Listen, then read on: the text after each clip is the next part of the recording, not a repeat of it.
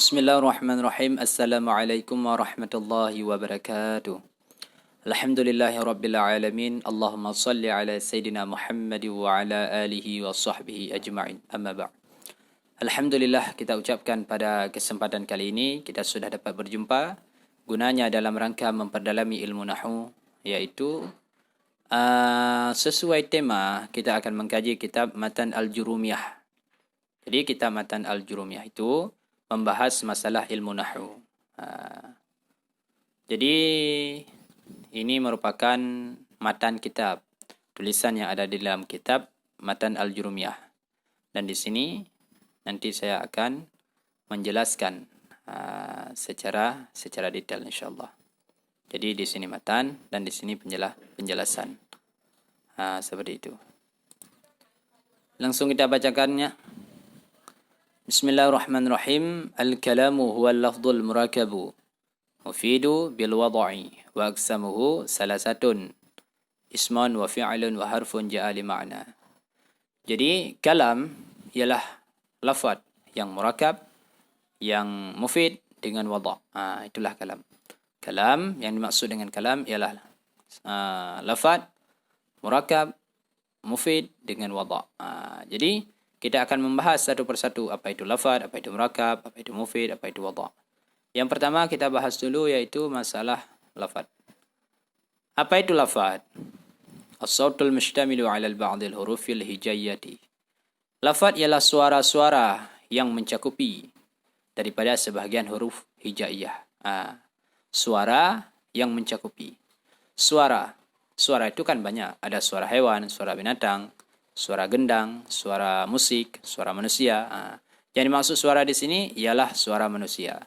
Jadi bila suara gendang, suara musik, suara hewan itu bukan lafaz. Jadi yang hanya tergolong di dalam lafaz ialah suara manusia. Suara yang mencakupi daripada sebahagian huruf hijaiyah, yaitu suara manusia yang mencakupi daripada sebahagian huruf hijaiyah. Huruf hijaiyah itu kan alif, ba, ta, sa dan seterusnya. Contohnya seperti Zaidun. Zaidun ini diambil daripada huruf hijaiyah. Zai diambil daripada huruf hijaiyah. Ya diambil daripada huruf hijaiyah. Dal diambil daripada huruf hijaiyah. Dikala diambil zai, diambil ya, diambil dal, maka bersatu mereka. Di saat bersatu, maka dikatakanlah mereka sebagai lafaz. Kharaja juga demikian. Nasara juga demikian. Maka seperti inilah yang dimaksud dengan lafaz. Seperti itu. Kira-kira bisa dipahami?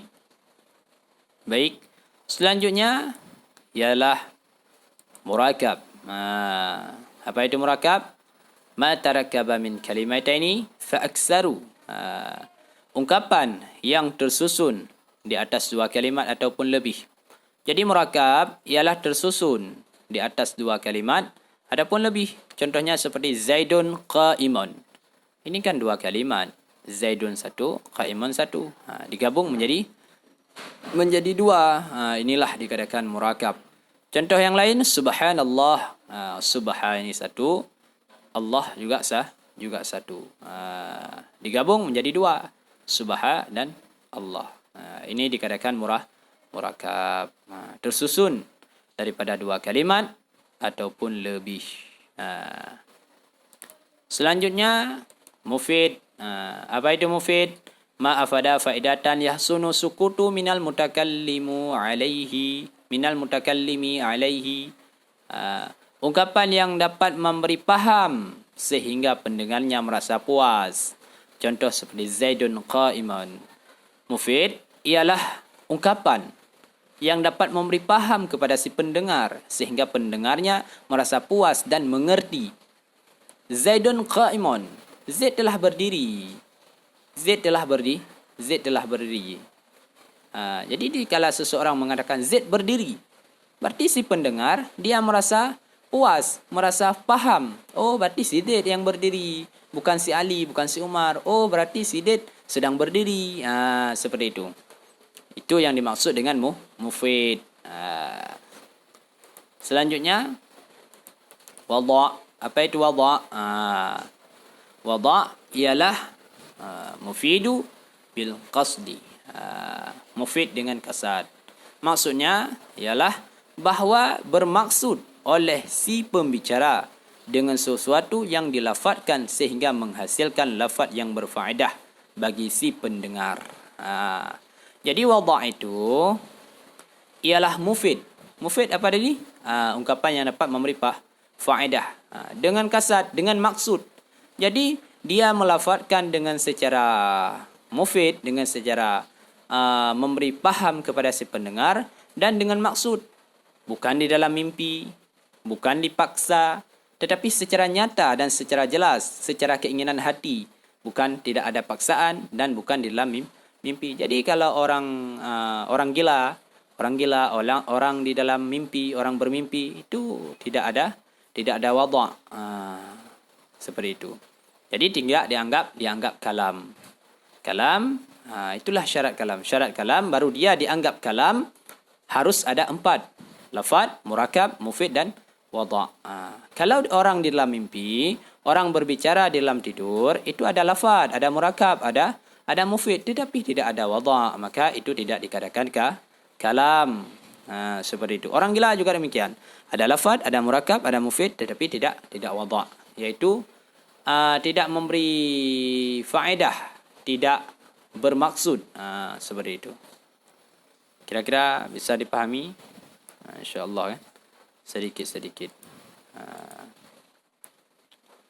Selanjutnya, wa aqsamuhu salasatun isman wa fi'lun wa harfun ja'ali ma'na. Jadi pembahagian kalam itu 3, isim, fi'il dan huruf. Isim, fi'il, huruf. Jadi kalam terbagi 3, isim, fi'il, huruf. Huruf yang ada makna, karena ada huruf yang tidak ada makna. Seperti itu. Fal ismu yu'rafu bil khafdi wa bit tanwini wa dukhulil alifi wal lami. Jadi kita dapat mengenal isim iaitu dengan khafad. Apa itu khafad? Khafad ialah harkat di bawah. Yang pertama kita dapat mengenal dengan khafad. Seperti alhamdulillahi rabbi. Jadi Allahi ini dikatakan isim. Kenapa? Karena harkatnya di bawah. Rabbi juga isim. Kenapa? Karena harkatnya di bawah. Ini gampang ya, mudah ni. Selanjutnya bitanwini, dengan tanwin. Contoh Muhammadun, Rasulullah. Muhammad utusan Allah. Muhammadun jelas isim. Kenapa? Karena dia ada tanwin. Selanjutnya bidukhulil alifi wal lami, dimasukkan oleh alif dan lam. Contohnya alhamdulillahi rabbi. Alham ini isim, Allahi juga isim. Kenapa alham isim? Karena ada alif lam. Allahi juga ada alif lam. Seperti itu. Jadi ini mudah ini. Baik. Selanjutnya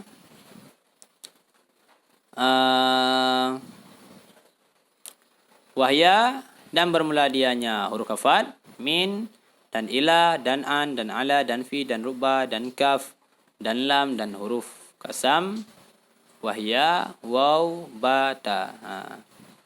Jadi huruf jar itu ialah min, ila, an, ala, fi, ruba, kaf, lam.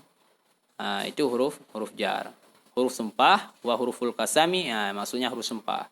Jadi dikala seseorang bersumpah, yaitu harus memakai huruf ini, yaitu waw, ba dan ta. Wallah, demi Allah. Wallah, demi Allah. Tallah, demi Allah. Itu dia. Wal fi'lu yu'rafu biqad wa sini wa safa wa ta'id ta'nisi sakinah. Dan fi'il, kita dapat mengenal fi'il dengan qad. Contohnya seperti qad aflahal mu'minuna, qad yakumu zaidun. Jadi bila kemasukan qad, tentulah kalimat ini fi'il. Kenapa? Karena ini tandanya, ini sudah ada tanda. Qad yakumu dimasukkan oleh qad. Jadi tentulah yakumu ini fi'il. Selanjutnya sin. Contoh seperti sayaqulu sufaha'u. Yaqulu ini jelas fi'il. Kenapa? Karena dimasuki oleh sin. Karena ada sin. Karena sin ini merupakan tanda fi'il. Selanjutnya saufa juga demikian. Saufa ta'lamuna. Jadi ta'lamuna ini ialah fi'il karena ada saufa. Selanjutnya ta ta'nis qamat hindun. Qamat hindun. Jadi qama ini jelas fi'il. Kenapa? Karena ada ta ta'nis. Ta ta'nis itu ialah ta yang mati. Ta ta'nis ialah ta yang mati. Jadi sedikit yang harus kita garis bawahi. Memang di sini tidak dijelaskan kan. Cuman saya menjelaskan. Qad ini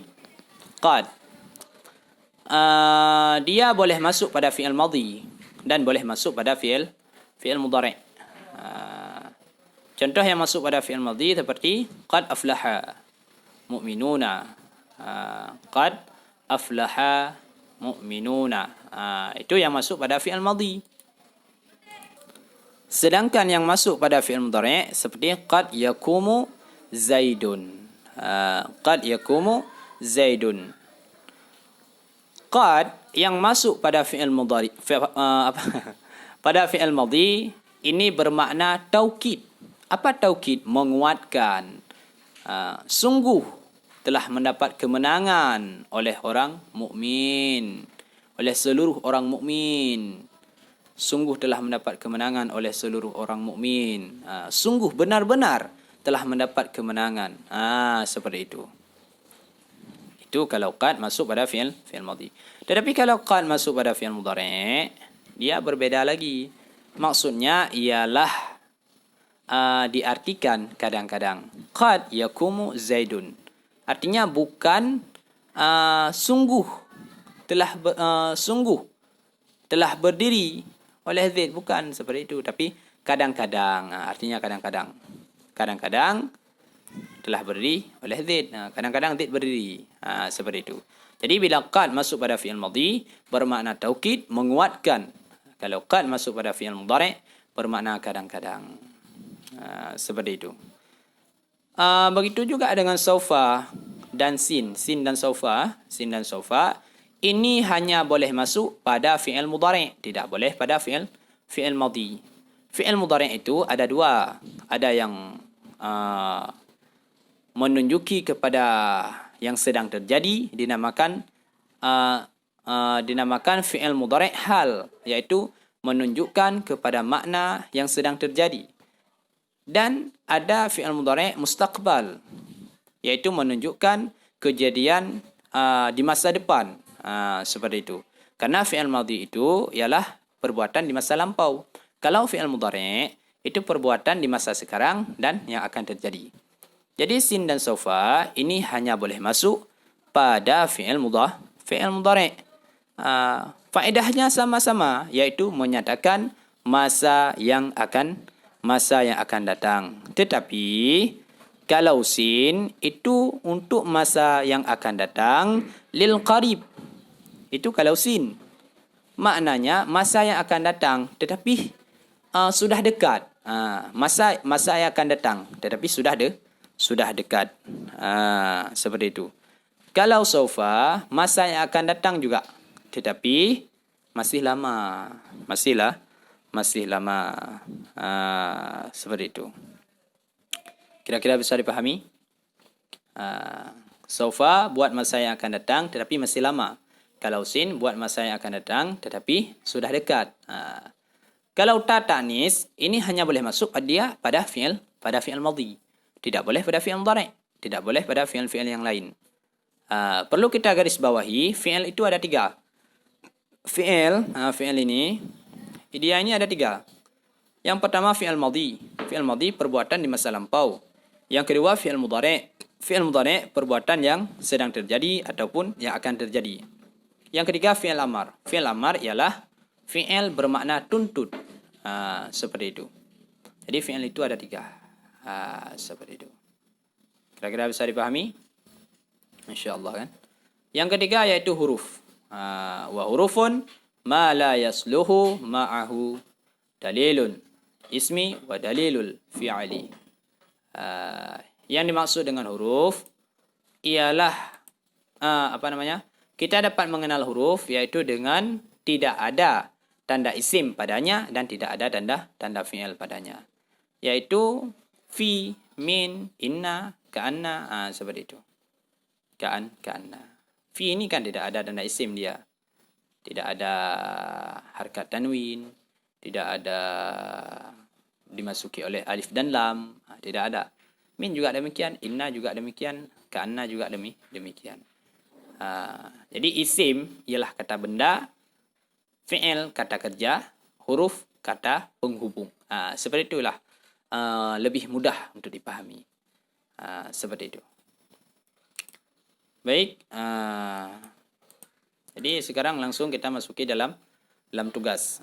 Ini merupakan soal. Jadi soalnya yaitu cara menjawabnya ditulis di buku, lalu dijawab, lalu difoto, baru dikirim dalam grup absen. Yang pertama, ada berapakah tanda fi'il itu?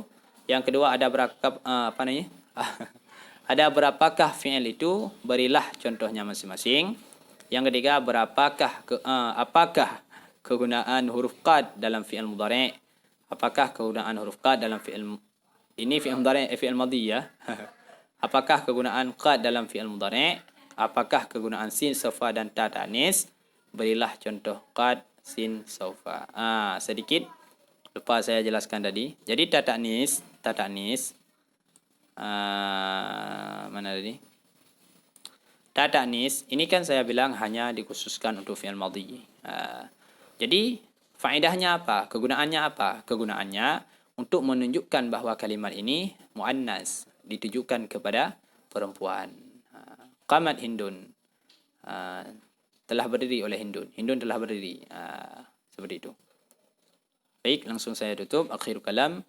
Indati hali ajalina minad dunya qawla la ilaha illallah. Wassalamualaikum warahmatullahi wabarakatuh.